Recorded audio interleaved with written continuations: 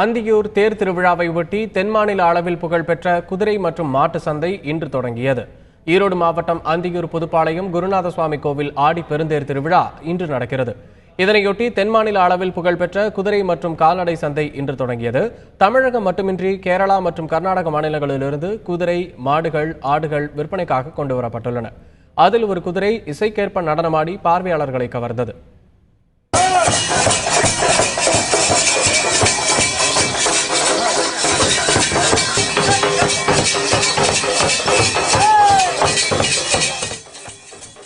ஒரு லட்சம் முதல் 10 லட்சம் வரையிலான மார்வார், கத்தியவார் போன்று குதிரை இனங்களும், 50,000 முதல் 1 லட்சம் வரையிலான காங்கேயம், மலைமறை உட்பட பல ரக மாடுகளும் விற்பனைக்கு குவிந்துள்ளன. கால்நடை சந்தை திருவிழாவை ஒட்டி புதுப்பாளையம் விழா கோலம் பூண்டுள்ளது. இந்த வருஷம் ஒரு 300 ஹார்ஸ்க்கு மேலே இங்கே வரும்னு எதிர்பார்க்குறோம். இப்போ ஒரு குதிரை குட்டி வந்து மினிமம் 1 லேக்லேருந்து மேக்ஸிமம் 20 லேக்ஸ் வரைக்கும் சேல் ஆகக்கூடிய குவாலிட்டியான ஹார்ஸஸ் வந்திருக்கு.